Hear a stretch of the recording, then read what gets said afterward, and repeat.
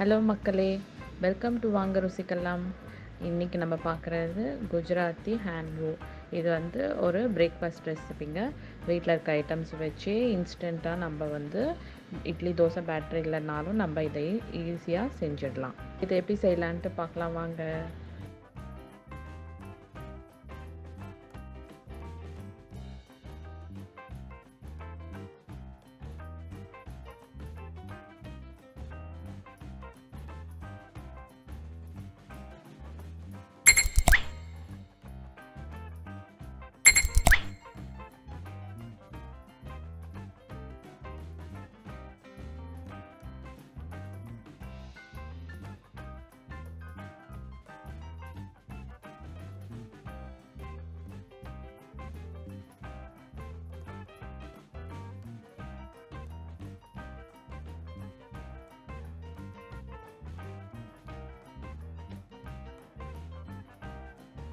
Half cup ரவை சேர்த்துக்கிறேன், half cup அரிசி மாவு, ஹாஃப் கப் கடலை மாவு, மூணுமே ஈக்குவல் ப்ரொபோர்ஷனில் ஆட் பண்ணிட்டோம். இதில் கொஞ்சம் மிக்ஸ் பண்ணி விட்டுக்கலாம்.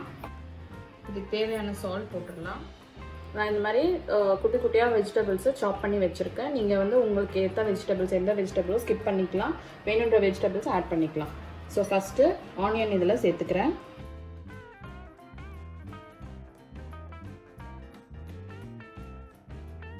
இப்போ நான் வந்து கட் பண்ணி சாப் பண்ணி வச்சுருக்க எல்லா வெஜிடபிள்ஸும் ஆட் பண்ணுறேன். Onion, carrot, cabbage, green chillies, அப்புறம் இஞ்சி.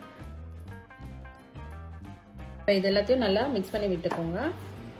ஃபைனலாக 3/4 கப் வந்து கர்ட் ஆட் பண்ணுறேன்.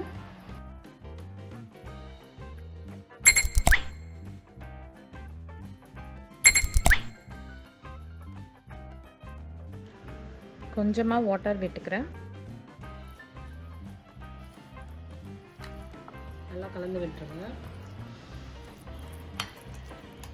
நான் ஆல்ரெடி க்ரீன் சில்லி போட்டிருக்கனால கொஞ்சமாக வந்து ரெட் சில்லி பவுடர் போடுறேன்.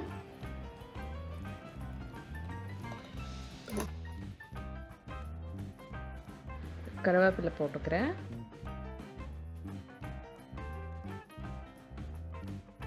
இது வந்து 15 மினிட்ஸ் வந்து ஊறணும்.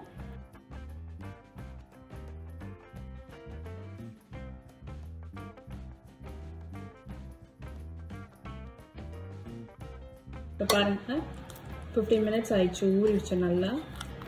அந்த ரவை எல்லாமே வந்து இப்போ பேட்டர் வந்து நல்லா திக்கு பேட்டராகவே இருக்கட்டும். இதில் இப்போ நான் 1/2 டீஸ்பூன் பேக்கிங் சோடா போடுறேன். மிக்ஸ் பண்ணிடுங்க நல்லா. ஆயில் பேன் எடுத்துக்கோங்க. பேன் நான் ஹீட் ஆனதுக்கப்புறம் ஆயில் விட்டுருக்கிறேன். கொஞ்சம் நல்லாவே எக்ஸசிவாக ஆயில் போடுங்க. ஆயில் ஹீட் ஆனோடனே கடுகு போட்டுக்கலாம். கொஞ்சமாக உளுந்து,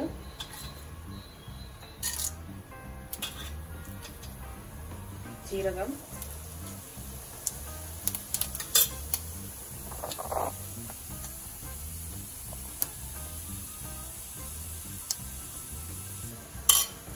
இது பொரிஞ்சு வர இந்த டைம்ல நம்ம இந்த ஹேண்ட் ஓவிய இதில் போட்டுடலாம்.